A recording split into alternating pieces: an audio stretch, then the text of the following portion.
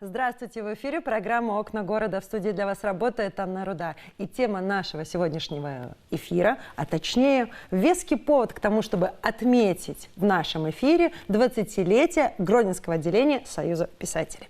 Итак, у нас в гостях Людмила Антоновна Кебич, председатель Гродненского отделения Союза писателей, поэтесса, прозаик и еще очень много чего, о чем мы поговорим. Дмитрий Родиончик, поэт, заместитель председателя Гродненского отделения Союза писателей. Бронислав Иосифович Ермашкевич, поэт, почетный член Союза писателей Беларуси. Дорожкин Андрей Сергеевич, поэт, драматург. Богдан Галина Анатольевна, член Союза писателей Беларуси, популярный прозаик и детский писатель. И Сабуть Алина Эдмундовна, кандидат филологических наук, доцент кафедры белорусской филологии ГРГУ и литературный критик. Добрый вечер. Добрый. Людмила Антоновна, мы еще летом сказали и заявили нашим телезрителям о том, что будем отмечать 20-летие Гродненского отделения Союза писателей в нашей студии. Мы не обманули вас, дорогие телезрители, и сегодня выполняем свое обещание. С каким настроением вы подошли к этому юбилею? Мы подошли до юбилея с судоўным настроем, потому что запланавалі зараней вялікае свята, і адбылося яно ў абласной навуковай бібліятэцы імя Яўхіма Карскага, куды сабраліся як ніколі шмат нашых пісьменнікаў, членаў нашага абласнога аддзялення.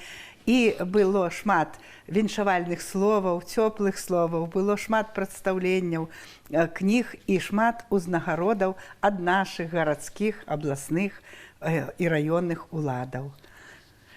Настрой цудоўны, таму што 20 год ўсё ж такі гэта непросты шлях, калі трэба сказаць, што каб людзі не падумалі, нашы тэлегледачы, што 20 год усяго Саюзу пісьменніку. Саюзу пісьменнікаў Беларусі сёлета споўніцца 92 гады. Ну, а вось пасля розных пераўтварэнняў, пасля розных там пандэмій, скажам так, і жыццёвых, і сацыяльных, і дзяржаўных, адбылося такое пераўтварэнне і нанова як бы стварыўся Саюз пісьменнікаў. Дык вось гэты новая версія Саюза пісьменнікаў, ёй 20 гадоў. У снежні 2005 года 21 снежня. Чаму адмічалі толькі зараз? Рыхтаваліся, таму што справаздачныя сходы былі усялякія за 20 год справаздачы. І мы хацелі, каб канікулы адбыліся, каб прыйшлі і моладзь наша, каб змагла папрысутнічаць на нашых святах. А хто з пісьменнікаў стаяў ля вытокаў тады 20 гадоў і сёння? Вот з тае пары гэта Браніслаў Ермашкевич, Браніслаў Іосіфавіч, вот, і я, можна сказаць, што за ручку выхадзілі гэты саюз, калі мы яго рэгістравалі у розных канторах юрыдычных, так, і дакументы рыхтавалі. І мы толькі 3 разы мянялі адрас, і гэта трэба было ўсё ж пераафармляць. І Браніслав Іосіфавіч доўгі час быў маім намеснікам у Саюзе. Ён проста быў як бацька гэтага Саюза. Ну і яшчэ Анатоль Владимирович Апанасевич, які з 6-го года стаў нашым галоўным бухгалтарам, эканамістам, і які да гэтай пары нам дапамагае толькі ўжо ў якасці проста паэта, сябра нашага. А вы ж з моменту заснавання, значыць? Так, вот я, Браніслав Іосіфавіч і Апанасевич да гэтай пары. Ну, а наогул мы паехалі на устаноўчы сход 12 чалавек тады, у 5-м годзе. І сёння ў нас уже 46 чалавек. А хто вам запрапанаваў узначаліць аддзяленне пісьменнікаў? Я не ведаю. Справа ў тым, што мяне выклікалі ў аблвыканкам да Марыі Михайловны Біруковай, і яна сказала, што Людмила Антоновна, вот 12 чалавек у мяне спіс, а прапанавала Марыя Сіланцевна Шаўчонак. Яна ж усіх ведала, яна выпускала такі літаратурны альманах «Небесны знак», і мы там усе ў яе былі, і яна нечаму сказала, што я павінна быць узначальваць гэтае аддзяленне. Ну і вот туды накіравалі я, но я не ведала, што мяне там абяруць. прызначаць як бы. Марыя Михайловна мне нічого не сказала, толькі сказала, што трэба ехаць з групаю на ўстаноўчы сход. Ну і вот 20 гадоў. Як адзін дзень. Як адзін дзень, Браніслав Іосифович, я вельмі шмат гадоў не размаўляла на беларускай мове, мне вельмі цяжка, але я спрабую. Прабачце, дарагія тэлегледачы. Калі ласка, адкажыце на такое пытанне. Якія увогуле падзеі адбыліся за эти 20 год, якія з іх найбольш значныя? Самая значная падзея, што я потрапіў в Союз письменников Беларуси. Это было для меня нечакано настолько, что я не могу по сегодняшний день. А для родных тем больше. Увогуле я не писал, я любил читать. Купалу, Колоса, и увогуле Максима Богдановича. Все, что меня трапляlo, я читал. Мне некогда было думать, мне надо было служить. У меня было до 600 человек под моим керівництвом. Я служил. Вы военный, так? Да, я военный. Але, коли отбылась вот такая подея, что я нечакано серед ночи почав записывать рифмованные радочки. Писать верши? Да, радочки. Вот. И дочка у меня пытается, працевала, она в школе працує, готовилась там к урокам. Вот. Что ты, папа, робишь? Я говорю, ай, не мешай. Ну, первые радочки пошли. Затем сельская новина, затем Гродненская правда, затем Лим, затем родное слово.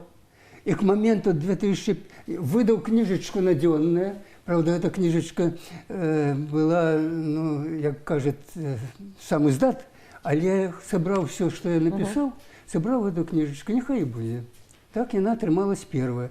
А другая книжечка уже, это еще до вступления, другая книжечка «Навчання землей». Чему «Навчання землей»? Потому что первый верш лег на первую сторонку книжки. Я так и назвал.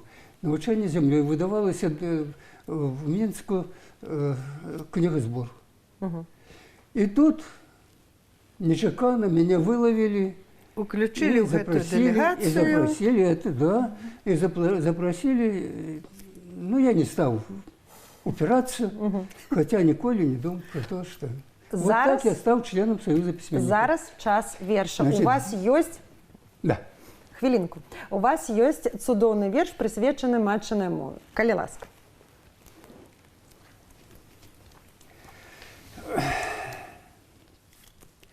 Без окуляров я лев считаю, а в окулярах еще хуже. Гродненскому областному отделению громадского объединения Союз письменников Беларуси до 20-годдя. По орбите земли на письменницкой хвалі разом з матчынай мовай імчишся ў сусвет, і якія б негоды цябе не трапалі, папярэднікаў ты прынясеш запавет. Не было то в житті на беспамятство хворым, і душевный запал у грудях не погас, а на хвалях життя був бушуючим морем. У 20-й свой год узашло на Парнас. Ты зараз свой шлях кроком меряешь ровным, хоть нелегко живешь со своего мозоля, только форы раза даешь некоторым, быццам тешишь своей новизной немовля. А до айчинной земли ты берешь свой початок, а при Нёманский край твой куток дорогий, и на Нёманской хвали твой юный нащадок набирается моций и сил, и ваги. Ты сягоння, страчаючи год юбилейный, у суполцы одиной сошлася на сход, а на завтра, ступивши на шлях шматколейный, распочнешь свой незведанный новый поход. Дякую. Вот такие верши у меня отрымался до 20-годдя. Галина, да. Я с вами знакома только сегодня. Впервые вас встретила, но вас наслышанная, конечно же, видела вашу прозу и читала. Я знаю о том, что вы по профессии математик. И, честно вам скажу, мне связана с математикой интересная история. Когда поступала на факультет журналистики, пришла на первый курс, А там высшая математика, да еще намаченная мовой, выкладчиком была в Удаде.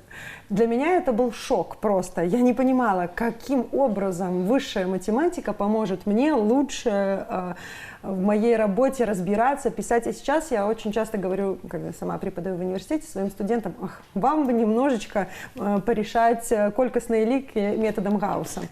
Очень освежает. Согласны ли вы со мной, что верши Александра Сергеевича Пушкина очень математичны?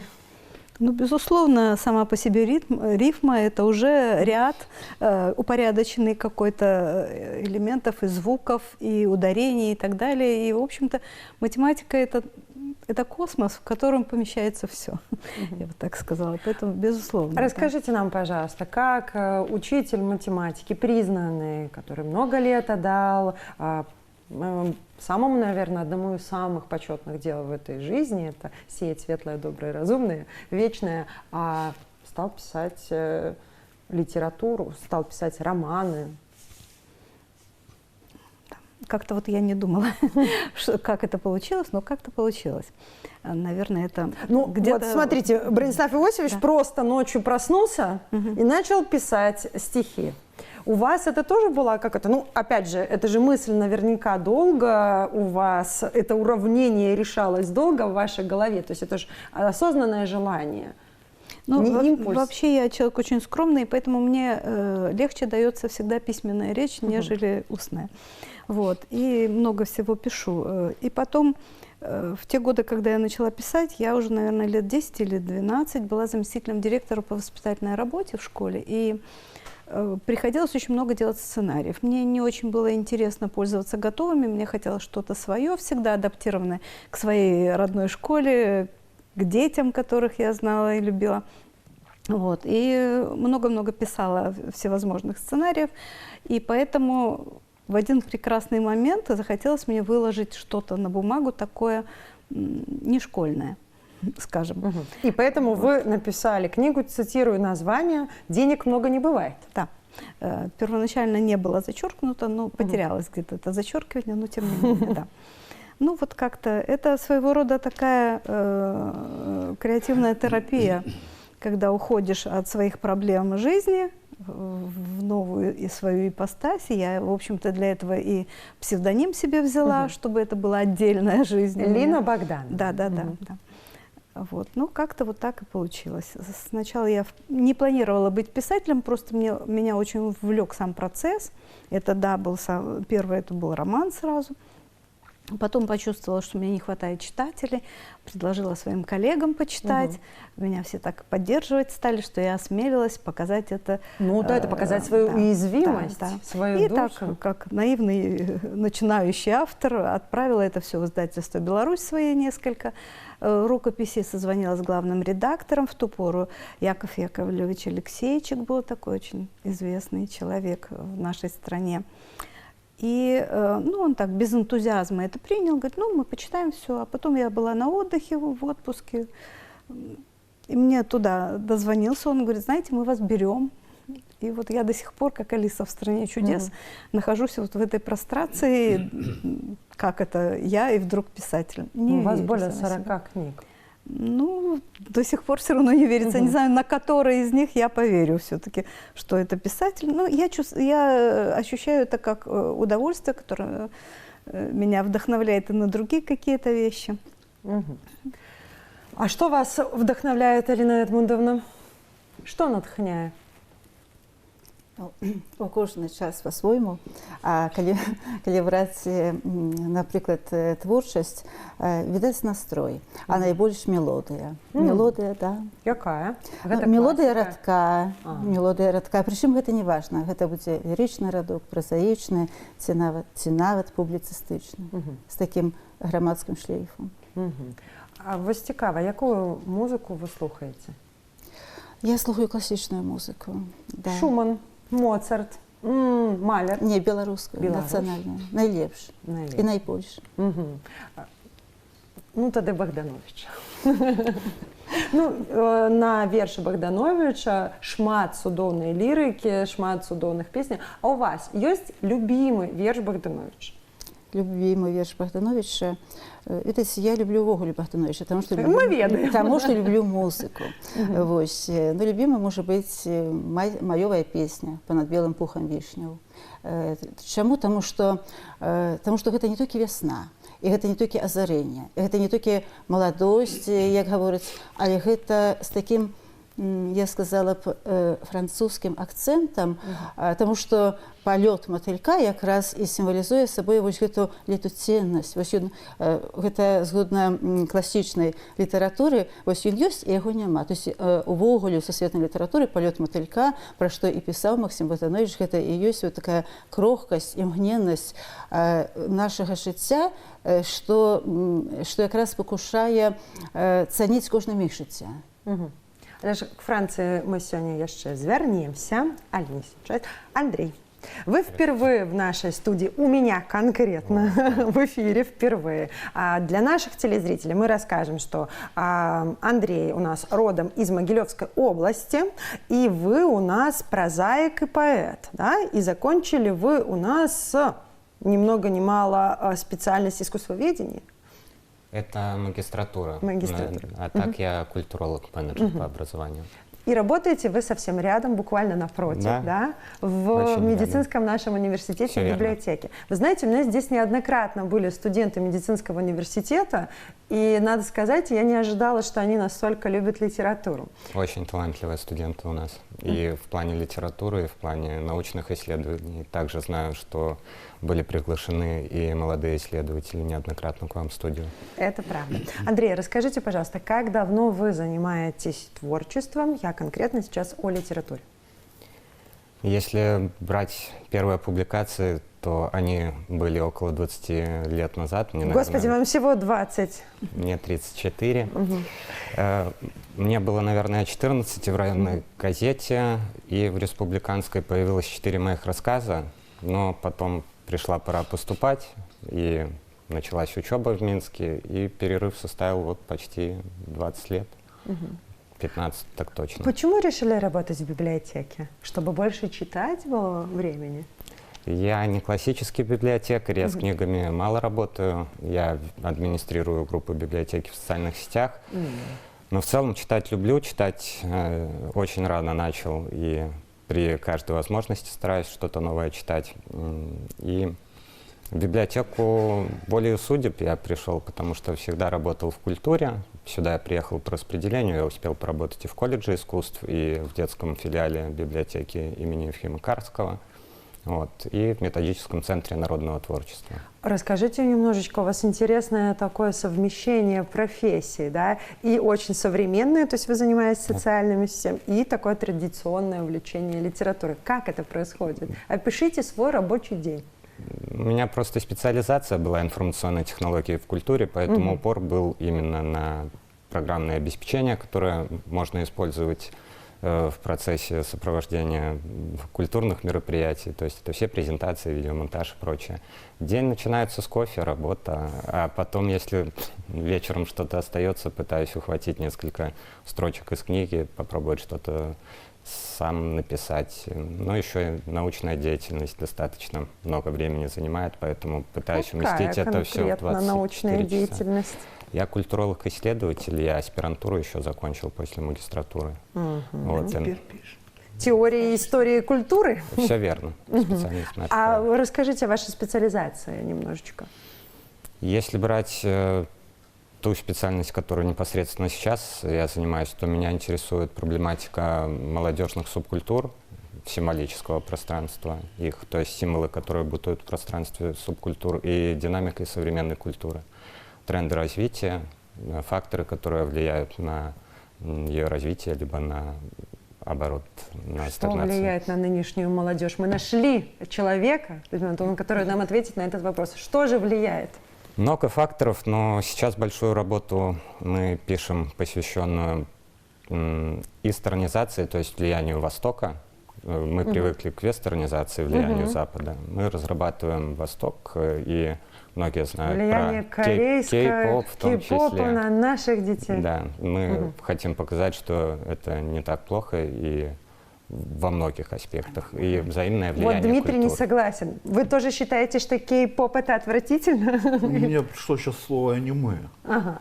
Ну, аниме Тоже это очень Япония. много да. хороших мультсериалов с глубоким смыслом. И действительно, ну, как когда-то Япония был захвачен буквально весь мир их литографиями, их живописью, там, рисунком и так далее. Сейчас вот аниме. Дмитрий, давайте уже серьезно, что мы тут все? О лирике, да, лирике. Давайте уже о прозе. Я хотела вас спросить. Вот мы много раз здесь встречались, много раз говорили о современном состоянии гродненских литераторах, о их наследии. Вот. Я специально подобрала это слово, чтобы вы заулыбались. Всегда юбилей – это повод подвести итог. За 20 лет назовите хотя бы там 3 самых главных события, которые произошли вот в объединении. Ну и вопросики. у Да, вас. я старалась. А то-то вы не знаете. Тут главное никого не обидеть. Понимаете, самое... Для этого у вас есть я. Я обижу, а вы можете говорить, что хотите. Ну, у вас это получается так, что за вами обиженным быть – это за счастье. Поэтому я хотел бы сказать, что само объединение людей на основе одной какой-то идеи, в данном случае идеи литературного творчества, это уже и есть событие. В современном мире возрастает роль организаций, в названии которых находится слово «союз». А если за всем этим еще и стоят традиции, богатые, в нашем случае это Купала и Колос, которые положили начало нашему союзу. В советские времена звание члена Союза писателей СССР приравнивалось к воинскому чину подполковника. И сейчас мы стараемся, конечно, мы стараемся также быть событием в жизни наших соотечественников. И вот то, что сегодня мы принесли, маленькая толика изданий на этом столе, я надеюсь, хоть как-то это подтверждает. Безусловно. Я предлагаю сейчас сделать небольшой перерыв и посмотреть, как именно проходило мероприятие, посвященное 20-летию Гродненского отделения Союза писателей.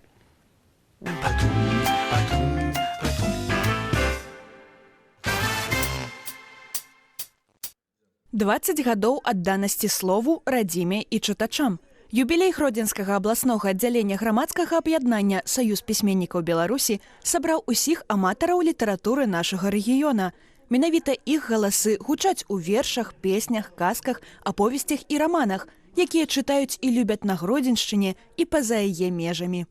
Сёння ў нас 46 пісьменнікаў, якія жывуць ва ўсіх раёнах нашай Гродзенскай вобласці і ствараюць літаратуру на рускай, беларускай мове. В нашым аддзяленні пісьменнікі ўсіх жанраў, і паэты, і празаікі, публіцысты, краязнаўцы, это літаратурныя крытыкі, дзіцячыя, вядома ж, паэты. За 20 гадоў мы выдалі больш за 600 кніг. І можна уявіць, якімі гэта тыражамі яны папоўнілі бібліятэкі нашай рэспублікі. 20гадовы юбілей – выдатная нагода падвесці вынікі дзейнасці аддзялення, акрэсліць месца літаратурнай Гродзеншчыны ў грамадскім жыцці краіны і паразважаць над статусам пісьменніка як асобы. Талент прынёманскіх літаратараў, іх уклад у развіццё культуры падкрэсліваюць шматлікія ўзнагароды на конкурсах і прэміях рознага ўзроўню. На юбілейнай сустрэчы ганаровыя граматы ад прадстаўнікоў улады атрымалі творцы, якія найбольш плённа працавалі на ніве літаратуры ў апошнія гады. У нас 3 лаўрэаты нацыянальнай прэміі. У галіне дзіцячай літаратуры гэта Ганна Скаржынская-Савіцкая. У галіне паэзіі Мар'ян Дукса. І ў галіне літаратурнай крытыкі гэта Аліна Сабуць. У нас кожны год пісьменнікі атрымліваюць абласную прэмію імя Александра Иосифовича Дубко за творчае дасягненне ў галіне культуры і мастацтва па намінацыі «Пісьменнік года». І сёлета не выключэнне. Ім стала Тамара Мазур, прычым некалькі пісьменнікаў гэтую прэмію ў нас атрымалі двойчы. Гродзенскае абласное аддзяленне Саюза пісьменнікаў Беларусі вядзе актыўную дзейнасць у галіне культуры. Яго члены не толькі пішуць і выдаюць кнігі, але і займаюцца папулярызацыяй літаратуры на Гродзеншчыне, сустракаюцца з моладдзю, публікуюць артыкулы, выступаюць на розных мерапрыемствах і ўдзельнічаюць у конкурсах. Дыскусійны грамадскі клуб «Славадром» дапамагае пачынаючым пісьменнікам знайсці свой асабісты голас. А з праектам «Пад мірным небам Беларусі» сёлета гродзенскія пісьменнікі аб'ездзілі 11 бібліятэк вобласці. Адметнасць рэгіянальнай суполкі пісьменнікаў у яе усебаковым развіцці. Гэта выключная прафесійнасць, гэта прэстыжнасць, асабліва тады, калі у нас ёсць 3 лаўрэаты нацыянальнай літаратурнай прэміі. Гэта навуковасць, гэта, безумоўна, крэатыўнасць, творчасць, гэта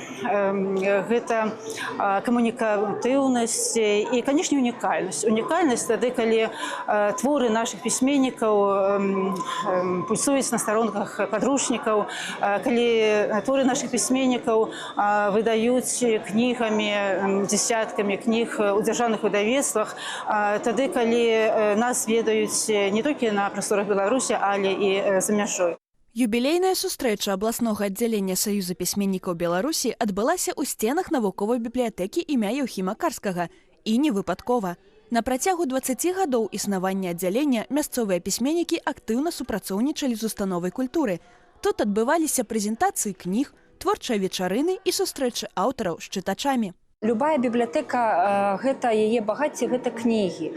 А ў нас мы яшчэ можам і вельмі ганарымся, што ў нас вельмі цеснае супрацоўніцтва з нашай пісьменніцкай арганізацыяй. Мы рады кожнаму з іх. Кожны выхад кожнай кнігі, а калі гэта яшчэ і зборнік, гэта такая цэлая падзея ў жыцці і нашай установы. Пісьменнік, кніга, чытач – гэта ўсё вельмі звязана. Таму я ганаруся, што ў нас ёсць такія таленавітыя пісьменнікі, якія пишуть верши, пишуть зборники. І гэта ўсё ёсць у нашай установе. І мы прадастаўляем гэта у доступ, у карыстанне нашим жыхарам нашага горада і гасцям нашага горада. Гродзенскае абласное аддзяленне Саюза пісьменнікаў Беларусі – гэта аб'яднанне таленавітых людзей, якія сілай літаратурнага слова натхняюць і ўзбагачаюць наш рэгіён. 20 гадоў гісторыі, насычанай цікавымі падзеямі, дзясяткі самабытных аўтараў і сотні твораў. І гэта толькі пачатак. Наперадзе новыя ідэі і адкрыццё гучных імён. Хрысціна Шавялёва, Уладзіслаў Хаткевіч, тэлерадыёкампанія Гродна.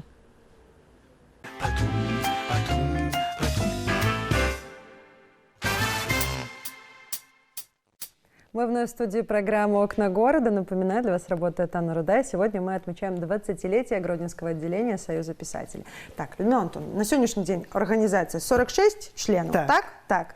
А основные досягнения какие? Ну, самое главное досягнение – это то, что мы існуем и трымаемся. 20 год. 20 год. И калі першыя гады гэта былі толькі арганізацыйныя некія моманты, так, мы шукали кватэру, дзе мы будем жыць, дзе мы будем кніжкі складаць новыя свае, прымаць наших гостей.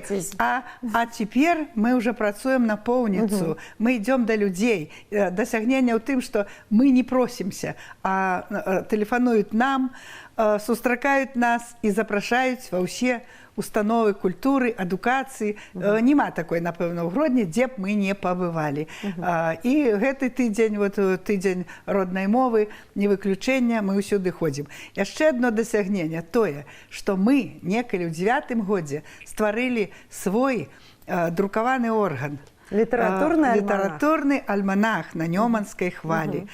І да гэтай пары ён выходзіць. Вот гэта 8-й нумар, раз у 2 гады ён выходзіць. Мы з вялікімі цяжкасцямі, але ўсё ж такі яго выдалі. Аўтара ўжо ж павялічваецца.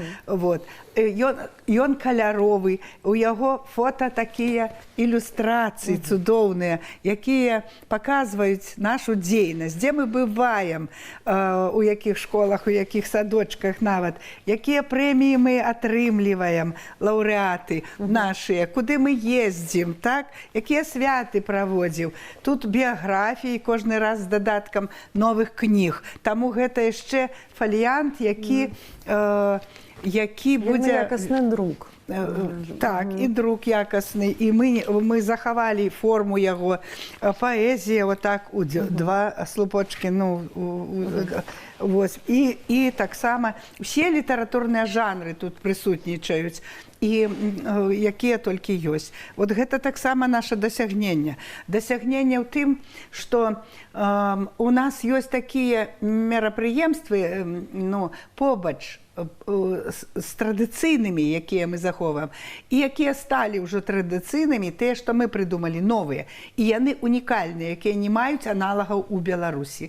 Напрыклад, ва ўсіх абласных аддзяленнях існуюць літаратурныя школы для моладзі, дзе вучаць проста маладых, таленавітых дзяцей, падлеткаў, юнакоў пісаць вершы ці прозу. У нас такой школы няма. У нас Гродзенская грамадская літаратурная школа, якую могуць наведваць і дарослыя, і члены Саюза пісьменнікаў, мы туды ходзім, і падлеткі, і студэнты, вот часта прыходзяць з нашага універсітэта, і сталыя людзі, ветэраны прыходзяць, якія, напрыклад, на пенсіі узяліся за напісанне вершаў, пра якое марылі з юнацтва, але не атрымлівалася за жыцця, за працы.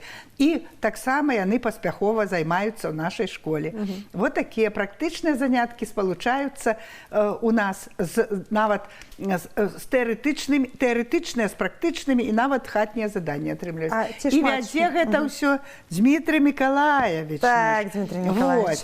Ну, а яшчэ дасягненне тое, што мы выдаём вельмі шмат кніг. Вот за мінулы год нашы аўтарскія толькі кнігі, это 66 кніг. На 46 членаў. Так.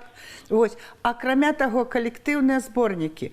У кожны год, амаль што кожны, друкуецца у якім-небудзь міжнародным або рэспубліканскім калектыўным зборніку, якія выдаюцца ў Мінску, выдаюцца ў Расіі. Таксама дасягненне тое, што многія нашыя пісьменнікі захапіліся перакладамі, і мы перакладаем з іншых моваў на беларускую мову. Напрыклад, з калмыцкай. Напрыклад, а хто ў Гродна ведае калмыцкую мову? А навошта? Спачатку на рускую, потым на тую мову. І з казахскай, і башкірскай. Якой толькі мовы мы не перакладалі. Цэлыя такія вершы. А найбольш, конечно, з расійскай, з польскай. Таму што з расіянамі у нас 10 год існаваў такі праект сумесны «Берагі сяброўства», «Берега дружбы» называецца. Мы дасылалі ў Расію, ў Ростовскую область, Неклінаўскі раён, сяло Пакроўскае. Мы дасылалі свае беларускія вершы, а яны перакладалі на рускую мову. А яны нам дасылалі свае рускія вершы, і мы перакладалі на беларускую мову. І выходзілі калектыўныя зборнікі, якія у адным такія пераклады, і другія пераклады з рускай на беларускую, з беларускай на рускую. І мы кожны год мелі гэтыя пераклады. Вельмі цікава перакладаць. Это просто, ну, можна нават сказаць, што спачатку захапляешся як у гульню якую, а потым ты удасканальваешься і уже і ў рытм потрапляеш той самы, і рыфмы хорошыя адшукваеш. Не тое, што толькі сэнс пакідаеш. Мы ўсе ведаем пераклад Барыса Пастэрнака «Ромео і Джульетта» Шекспіра. Так, зразумела. Ну і тое, што нас прызнаюць адным з лепшых аддзяленняў у нашай саюзе пісьменнікаў па нашым іх, таму што ў нас вельмі актыўныя, крэатыўныя. Ну, вынікі такія, 60 кніг. Так это ў год. А наогул мы выдалі за гэтыя гады без перакладчыцкіх варыянтаў 610 кніг. А уявіце, сколькі гэта тыражу. Калі, напрыклад, самая малы тыраж, гэта 500 экземпляраў, або 1000 экземпляраў. Дарэчы, яшчэ одно дасягненне, што з кожным годам усё болей нашых пісьменнікаў друкуюцца ў дзяржаўных выдавецтвах. У выдавецтве «Беларусь», у выдавецтве «Звезда» вельмі любяць нашых пісьменнікаў, асабліва дзіцячых. Вось. Ну і тое, што да нас цягнуцца людзі. Прыходзяць, мы не шукаем сабе новых членаў Саюза пісьменнікаў. Прыходзяць, тэлефануюць, удзельнічаюць у конкурсах, мы самі іх адшукваем, напрыклад, цікавых такіх людзей. Моладзь таксама, хоць цяжэй, таму што яна вучыцца, студэнцкая моладзь, але прыходзяць, і ў гэтым нам дапамагае вельмі наш універсітэт Янкі Купалы, кафедра беларускай філалогіі, таму што туды прыходзяць таленавітыя дзеткі. Гэта Каліні. Это Аліночка наша. Зараз мы доберемся и до вас. Дмитрий, про Славодром мы должны рассказать. 10 лет объединения. Вот так само уникальное мероприятие, нигде нема. Рассказывайте, Дмитрий. Славодром. Объясняйте нашим телезрителям, что это такое и кого вы 10 лет уже мучаете. Начать надо с того, что в своей деятельности мы руководствуемся принципом эксклюзивности. Людмила Антоновна говорит, что нас ценят за нашу активность, но всегда мы в таких случаях добавляем, что мы стараемся не дублировать и не копировать формы работы наших коллег из других областей. И вот такая форма работы, как общественный дискуссионный клуб, в принципе не нова. Были какие-то попытки в Минске провести заседание дискуссионного клуба, когда у нас Славодром существовал уже больше 10 лет.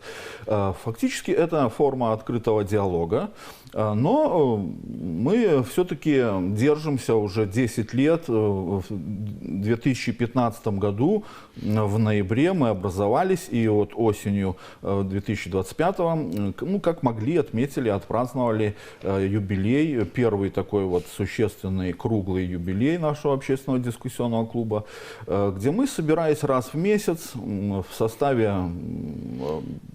ветеранов труда, работников культуры, конечно, литераторов, не только из Союза, литераторов-любителей, начинающих литераторов. Конечно, очень важно, когда приходит молодежь, мы учимся вести дискуссию, отстаивать свои позиции, аргументированно, политкорректно и весомо. Ага, то есть все-таки драки есть, вы так сжали кулак. Раньше острота раньше была. Да, была очень Все, сейчас все скучные, нетолерантные. Сейчас мы повзрослели. Ведь 10 лет для клуба это для человека фактически детство, а для такой вот структуры, для такой формации это уже возраст, это уже стаж и опыт. И вот этот опыт благотворно вполне сказывается на культуре нашего общения. У нас сейчас до 20, до 25, до 30 участников ежемесячно собираются в одном из корпусов Гродненской областной библиотеки. Но зато какие это люди. Одна Карина Петровна Батракова чего стоит. Ветеран, архивист. Это просто кладезь бесценной информации. Это носитель знаний. Это человек, который делится истории нашего города, нашей страны.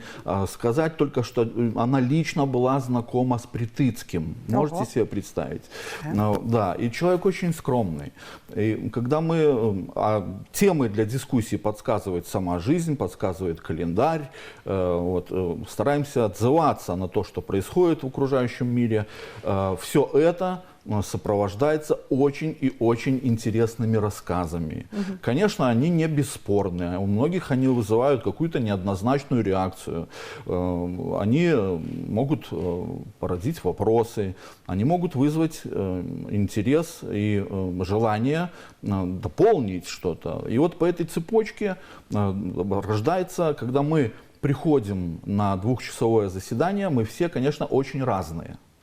Со всеми вытекающими последствиями. Носители различных общественно-политических взглядов, там, разного уровня образованности, начитанности и так далее, но в течение вот этих 2 часов, пока проходит заседание, мы все такие очень разные, являем собой единое целое. Так, слово, вот идея нашего клуба выступает средством общественной консолидации. Хорошо, завернули. Андрей, скажите, вы когда-нибудь посещали Славодром? Я посещал занятия литературной школы общественной. До Славодрома, к сожалению, пока не добрался, да, и к дискуссиям, если честно, не сильно предрасположен. Тогда расскажите, с чего началась ваша дружба с Гродненским отделением Союза писателей? Я слежу за новостями. Очень хороший сайт у Гродненского областного отделения Союза писателей. Слежу за новостями литературы и увидел как раз-таки о наборе произведений в альманах на Неманской хвале. И я подумал, что это конкурсный отбор для всех желающих, а туда только члены Союза писателей попадают. Меня об этом уведомили, но сказали, если у вас... Да, вот, наверное, с Дмитрием Николаевичем мы тогда переписывались, но спустя день он написал и сказал, если есть что почитать, что показать, если есть желание, то давайте встретимся. То есть пригласили на смотрины, так скажем. И так как у вас на коленях я вижу издание какое-то, значит, встреча завершилась успешно. Да, мы уже, наверное, более 2 лет взаимодействуем, дружим, общаемся, посещаем очень много интересных мероприятий. На коленях у меня моя первая книга «Куфар потребных казок». Она вышла в прошлом году в издательском доме «Звезда». Она очень красивая. Да, вот. И это кто делала иллюстрации? Иллюстрации Алена Пышник, это супрацоўнік выдавецкага дома «Звезда». «Куфар патрэбных казак» книжечка вышла по выніках удзелу у літаратурным стартапе «Літап». Ладзілася такое мерапрыемства Міністэрствам інфармацыі ў 2024 годзе. Можна было даслаць цалкам рукапіс альбо яго частку, і по выніках конкурснага адбору запрашалі на мінскую міжнародную выставу «Кірмаш», дзе мы свае праекты прэзентавалі. І вось цягам мінулага года выйшла такая кніжачка накладам 1000 экземпляраў. А чаму казкі? Чаму менавіта гэты жанр літаратуры? Я ўжо казаў на пачатку праграмы, што я вельмі люблю чытаць, і незалежна ад свайго ўзроста заўсёды люблю чытаць казкі народаў свету. І беларускія, канешне, гэта першааснова ўсяго, мне падаецца. Але ж гэта аўтарская казка. Гэта аўтарская казка, гэта гісторыі, якія стылізаваны пад народныя казкі. Там ёсць расказчык, які паціхенечку для свайго чытача дастае новую казачку з уступам, са зваротам і з заканчэннем. Наш тэлеглядач хоча дзесьці набыць гэту кнігу. Мы можам гэта зрабіць у магазине ці прыйсці ў вас да бібліятэкі? Тыраж, наколькі мне вядома, ўжо амаль раскуплены, але павінна кніжачка быць і ў кніжных крамах, каб не было рэкламы, усе ведаюць, на якіх сайтах можна знайсці, у інтэрнэт-крамах таксама яна павінна быць. У бібліятэках, на абанеменце дзіцячай літаратуры, мастацкай, дакладна ведаю, што у цэнтральнай бібліятэчнай сістэме Макаёнка ёсць, у Еўхіма Карска некалькі асобнікаў, таму прыходзьце, чытайце. Дарэчы, вельмі цікавыя, я хочу сказаць, казкі, і вельмі незвычайныя. І самае, што захапляе, гэта беларуская мова. Вот яна нейкая незвычайная, не такая чыста літаратурная, кніжная, а яна сумесь народнага і свайго нейкага такога. Нават, можа, магілёўская такого акцэнту, іхніх словаў. Так, таму што ён жа ж яго пытаў. Так, сёння мы пераходзім на беларускую мову ўвесь час, хотя и начали с Андреем говорить на русском, перейшли на белорусскую мову, бо тыдзень белорусская мова. Зараз гульня такая. Мы будем выбирать главного литератора Беларуси, главного письменника нашей краины. Итак, я вам называю, а вы выбираете. Так, Кондрат Крапива ці Иван Шамякин. Абодва. Аня, павінен быць толькі... Яны такія розныя. Ну, і таго люблю. Ну, Иван Шамякин. Окей. Иван Шамякин ці Иван Мелеш. Это вы мне ўсё? Ну, Иван Мелеш. Иван Мелеш ці Владимир Караткевич. Караткевич. Владимир Караткевич и Максим Богданович. Тоже не могу, потому что один Нет, поэт, повинен а быть другие... Один, повинен быть один. Не ведаю. Караткевич нават. Караткевич. Добре. Хоть Богдановича обожаю. Галина Эдмундовна уже на вас порчу навела. Владимир Караткевич и Ригор Бородулин. Владимир Караткевич. Окей. Владимир Караткевич и Змятрок Бядуля. Владимир Караткевич. Владимир Караткевич и Мяхась Чарот. Владимир Караткевич. Владимир Караткевич и Петрусь Бровка. Владимир Караткевич. Владимир Караткевич и Янка Брыль. Владимир Караткевич. А зараз, ох, тримайтеся. Владимир Караткевич і Якуб Колас. Якуб Колас. Ага. І апошнє питання. Якуб Колас і Янка Купала. Якуб Колас для меня. Итак, яны роўныя, но для головный мяне письменник новая Беларуси Якуб Колас и его... Это у меня. Это моя субъективная такая думка. Председатель Гродненского отделения Союза писателей. Все. Головный Якуб Колас. Разумели. Еще будет еще один у нас раунд этой игры, связан он будет уже с другой стороны. Повыбирали, что не просто. Яны ўсе. Я называла ў кожнай групе і атрымалася, што яны ўсе лепшыя. Вы заўважылі? Але Владимир Караткевич, гэта ў вашым сэрцы дзесьці вельмі глубоко. Так, потому что это с дзяцінства. Потому что ў хаце былі настольныя кнігі. І Якуб Колас таксама. А что, «Дикое полевание короля Астафа»? Усе, абсолютно вся подборка была. И Якуб Колас, это «Новая земля», это просто на память ведали и купляли по несколько. Хотя и за Янку Купалу сварились, и тата пошел, купил и другую великую книгу. Такое юбилейные такие некие были. Каб мы не сварились, кому читать. Бо як один хочет читать, так и других, что у той час. Ну, вельмі пригожая гісторыя.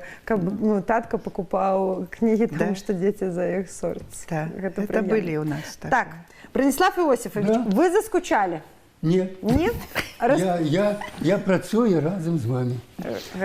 Ну, вы згодны з тым, што Якуб Колас – гэта главный паэт Беларусі? Я хочу сказать, что Янка Купала и Якуб Колас – это нераздельное целое. Так, ну, конечно. Неяк я аднойчы тут прымаў удзел, і я адставіў Янку Купалу, потому что на Янку Купалу у той час, ну, в общем, пытать у меня пачалі, як ты лічыш што, а як ты лічыш гэта, чаму Янка Купала, ну, в общем, так. Я сказал, я літаратар, но не следчы. Нехай займаюцца тыя, каму гэта положено. Но все ж таки «Новая земля» прошла вместе со мной. Янку Купалу, у меня был сборничек, я ее переподарил. Не тому что, но я лечу, что сборничек в университете больше пользы принесет, чем у меня будет в моей библиотеке школьной.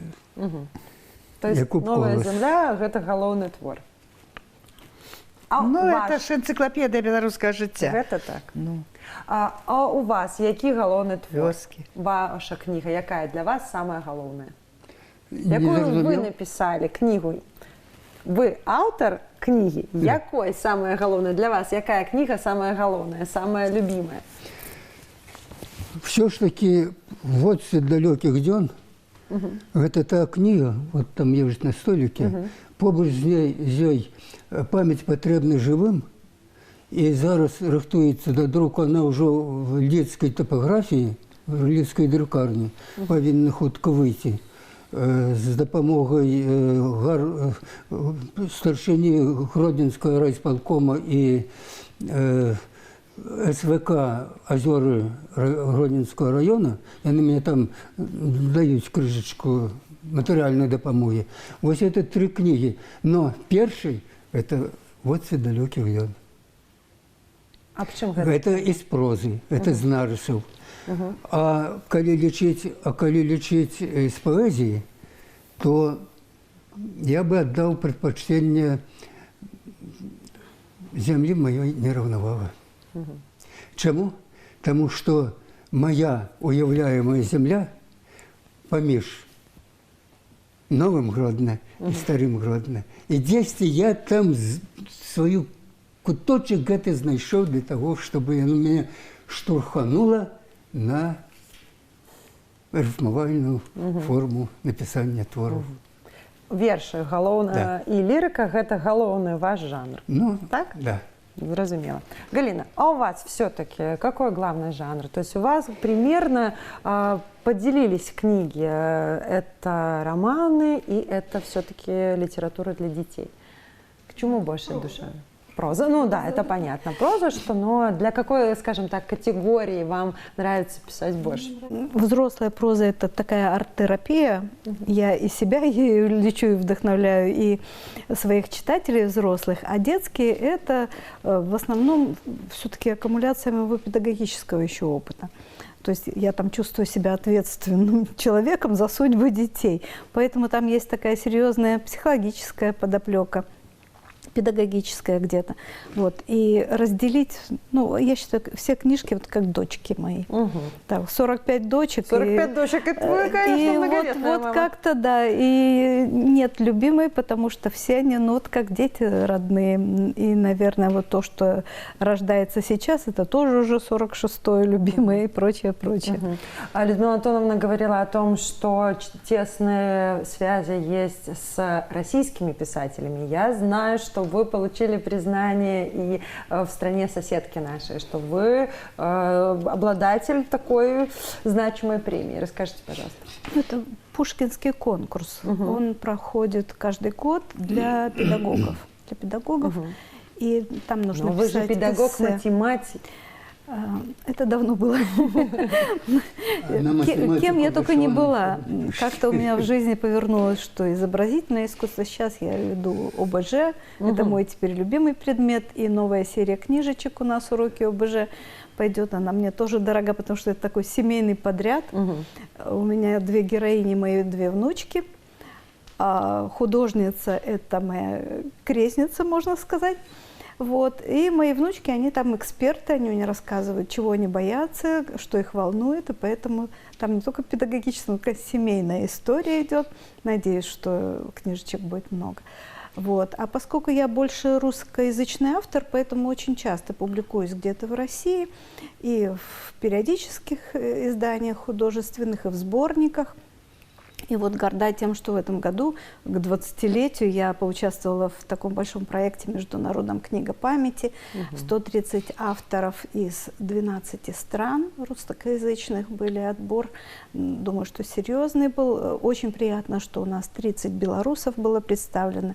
Это Анатолий Аврутин и Наталья Советная, много наших таких ярких авторов. Вот. И наша Лена Богданова, вот, да. вот эта большая книга, которая стоит. Представила свой родной город здесь тоже 3 своими произведениями. Да. Ну, это, насколько я знаю, это такой проект масштабный, который посвящен, конечно же, Великой Отечественной войне. У нас тоже в Гродненском отделении 2 книги вышло при поддержке нашего Совета ветеранов Гродненского. Вот, и там тоже есть и мои произведения. 3 мы выдали за прошлый год. Это память огненных лет, которая посвящена 80-летию освобождения Беларуси от немецко-фашистских захватчиков. «Память и вечный огонь». Это вышло наприканцы 24 года. А у минулым году вышло еще «Поле памяти». Это книга прозы на тему Великой Отечественной войны до Дня Великой Перемоги. И «Память огненных лет». Так что мы выдали шмат вот, книг на конкурсной основе. Так само. Теперь мы так само обвесили конкурс. Мы без этого не можем. И будем стварать новую книгу. Справа в том, что наш союз письменников Беларуси можно продать. Можно. Можно. У них пытаюся, потому что мы пакуль нікому не говорим. Акрамя удзельников наших, ну, наших жыхароў нашего города, творцаў. Справа в тым, что Союз письменников Беларуси обвясціў гэты год годам супрацоўніцтва з жанчынамі. Не. Выключно. А что, с жанчынамі раней Ну, не год было беларускай супрацоўніцтва? жанчыны. Не. Вот все абвясцілі конкурсы прысвечаныя году беларускай жанчыны, а мы абвясцілі прысвечаны супрацоўніцтву з паэтамі з краінамі СНД. І мы будзем перакладаць паэтаў гэтых краін на беларускую мову. І потым створым кнігу. Адзін верш. Будзе тут у арыгінале, а тут на беларускай мове.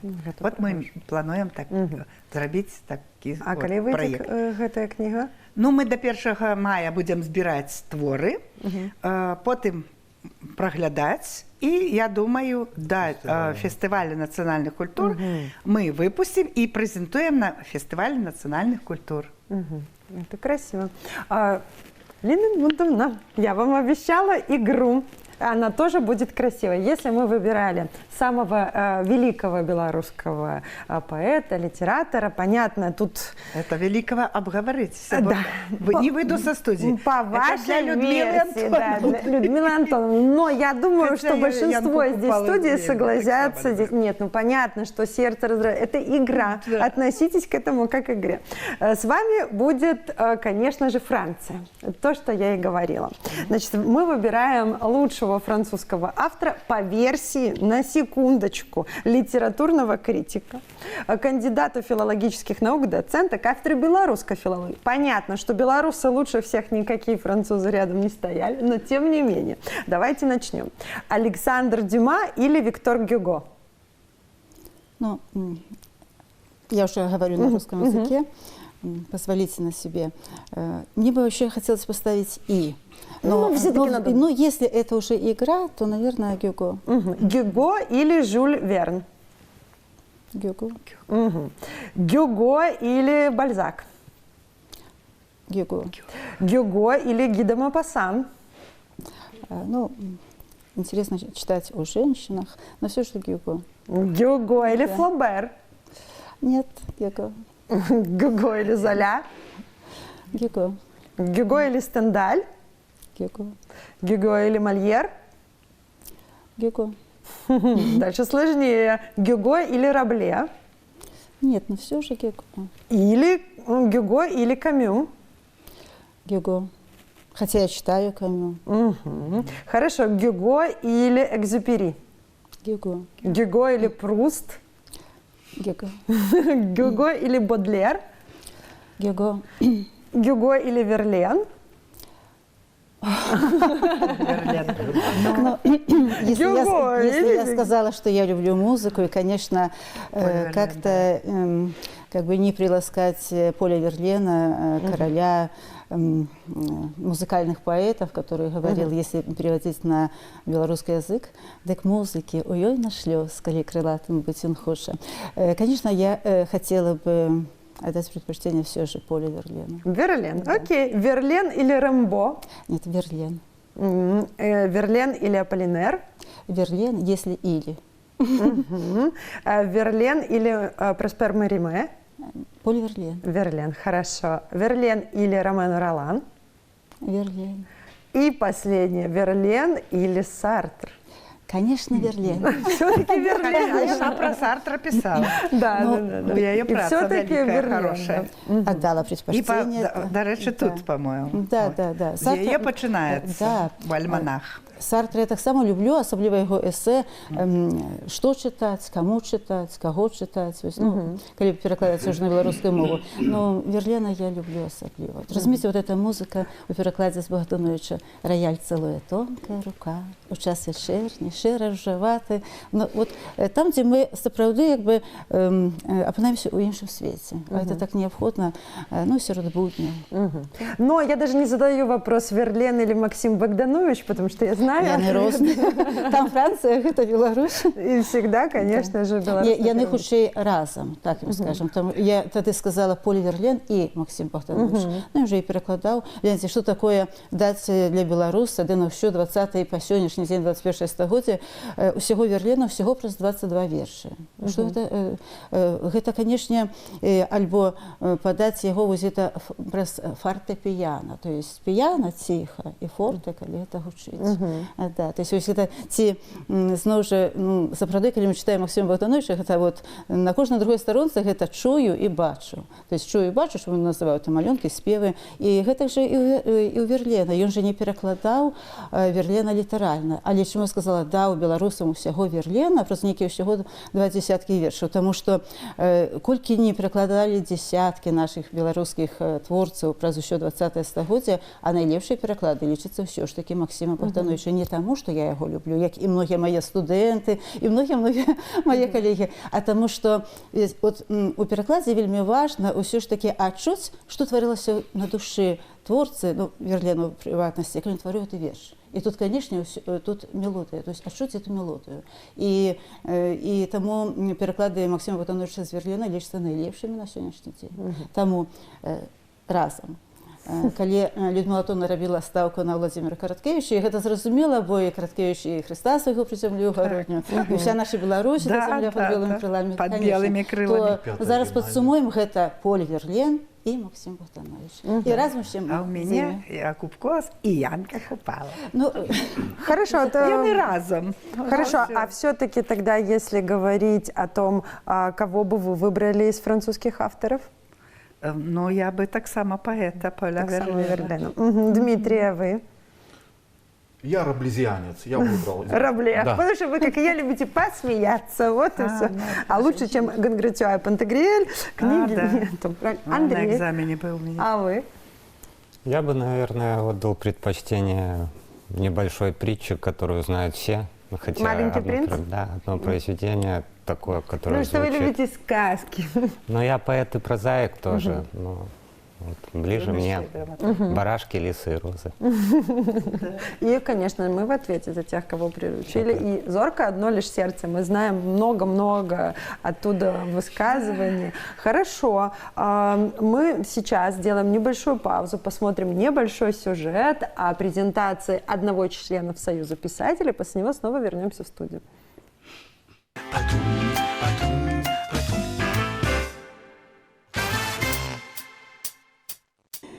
Искренний разговор о гордости, чести и мужестве. В Гродненской областной научной библиотеке имени Ефима Карского прошла презентация сборника военно-патриотической лирики «Прага тишини» Татьяны Яцук.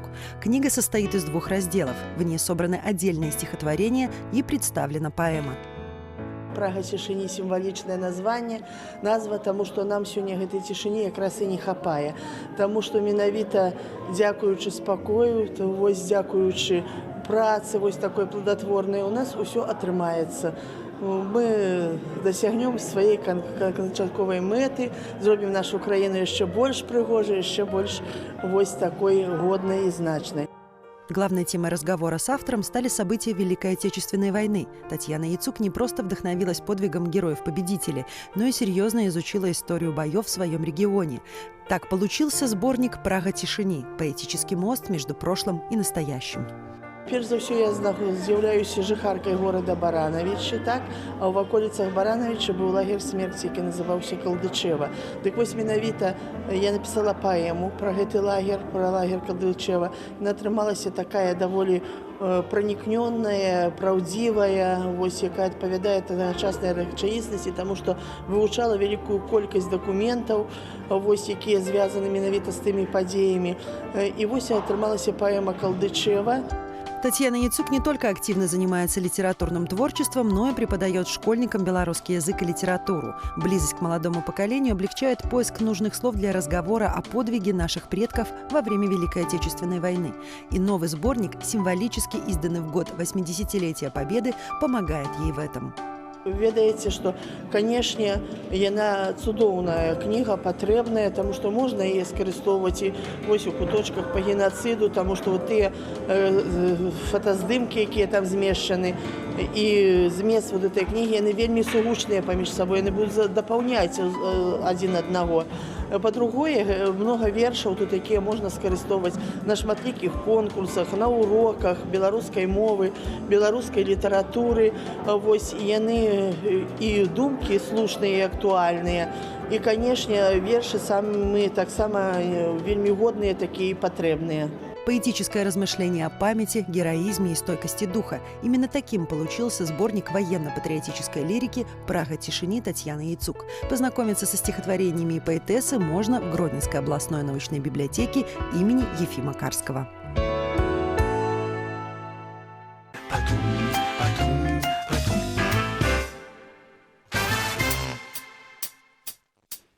Программа «Окна города». Вновь мы в нашей студии. 20-летнее ТИЕ Гродненского отделения Союза писателей. Заговариваюсь я к концу эфира. Знаете, не очень-то просто на двух языках вести, оказывается. Это тоже был мой такой челлендж себе. Вы трымаете в руках это... Коли казать про 20-годие, мы ж уступили уже у Новый год, у новое 20-годие, и почали с выдания новых книг. И вот вышли новые книги. У Дмитрия Миколаевича, доўгачаканая, усім саюзам чакалі, да рэчы, мы. Яго кніга публіцыстыкі «Масты і берагі». І напісаў яшчэ галоўна, нарэшце я зразумеў, як гэта працуе. Разумееце? Ну тут амаль што от героі, якія сядзяць у гэтай студыі, з'яўляюцца і героямі яго кніг. Всех покритиковали? Покритиковал. Остро и зло. Публицистика. Я не верю, дайте погадать. Презентация отбудется 27-го, 15 гадзін у областной навуковой библиотеке імя Карскага на Карбышева 17. Приходьте, и вас, Ганна, и усіх своих коллег, и усіх аматараў літаратуры запрашаем шчыра. Правда? Мы вельмі спадзяёмся, што будзе цікава, не трывіяльна, не так, як заўсёды. Адзін толькі спойлер, будзе граць рок-група. Так. И будем спевать. Так само на белорусском мове? Дмитрий Миколаевич будет спевать на английской. Ото. Рок-музыку. А какой репертуар хотелось бы узнать? Ну, гэта ў запісы. Ось, але будзе і жывая рок-група у нас, калі ўсё пройдзе добра, калі ўжо ёсць дамоўленасць з Марынай Эдвардаўнай, з адміністрацыі абласной бібліятэкі. Мы вельмі хочам, каб гэта было ярка і па-новаму. Я нашла критику на Алину Эдвардовну. Ну, держитесь. Рефлексия за рефлексией, досвед за досведом. Картины свету мастаться изменяете одна одну. Но это не критика. Так это похвала страшная. Это же Нет, это комплимент. Ну, это комплимент. Это такая модель критики. Да. И она разная бывает. Это какая-то неправильная модель критики. Я все хочу найти, кого вы... Букетик на счастье. Так. Ганна Скаржинская-Савицкая. Ну, что? Так, что здесь? Ну, все, как всегда. Это деликатный букетик, подарунок нам ад нашей, будучи не подарунок до свята життя. Ну, я так и знала, никого он не будет критиковать. Обманули меня в который раз, дорогие телезрители. Он всех нахваливает. Ну, хоть про кого-то остро тут. Если вчитаться, там есть то, что там есть то, что ожидают от этого стереотипа литературной критики. Критичность там есть, поверьте. Да, оценочность. Оценочность. Но в основном анализ. Вот. Про Браніслава Єрмашкевича знайшла, да? Ми бачимо, як задума літератора просовується наперед і поширає тематичний діапазон творчої праці. Не буду з вами розмовляти. Ну, короче, кажучи, покуль прочитаешь, покуль думаешь, это треба вельми разумно быть. Дмитрий Миколаевич – это мастер своего слова. И он все острые углы Вы обыходите. настолько деликатно опрацовывая, что порой читаешь и не бачишь той критики, якою хотелось бы убачить. А як подумаешь, что она там есть. И он нисколько не хочет обидеть автора того текста, той оповіда, який розглядає. Він не хоче його обидеть, а він культурненько, так оповіді, так смачно, прямо саме. Ну, вот тому вот... Хочет Дмитрий Миколаевич. Давайте, Дмитрий Николаевич. Это вот так. Последние буквально минуты нашего эфира, которого, как всегда, мало. Калі працягваць размову пра літаратурную крытыку, у мяне ў руках часопіс «Полымя». Гэта наш таўсцяк, літаратурны часопіс рэспубліканскі. І ў студзеньскім нумары у мяне рэкорд. Першы раз у маім творчым жыцці цэлых 10 сторонак літаратурнага майго артыкула «Гарызонт чакання чытача», дзе дасталося ад мяне нашай моладзі. Але па-добраму, па-сяброўску. Будем читать. Дорогие телезрители, у нас совершенно не осталось времени. Повод большой, повод красивый. 20-летие Гродненского союза писателей. Хочу вам пожелать. Больше книг, наверное, больше нет. Больше вдохновения, вы так вдохновлены. Я хочу вам пожелать хороших впечатлений, хороших событий, хорошей молодежи, здоровья вашим семьям, внукам, детям. И, конечно же, чаще приходить в нашу программу, рассказывать как о ваших досягнениях, так и просто о вашей жизни. Вы большие молодцы, спасибо вам большое. Ну и вам, дорогие телезрители, мы говорим спасибо за то, что провели это литературное время вместе с вами. Работала для вас Анна Руда. Всего хорошего, хороших выходных.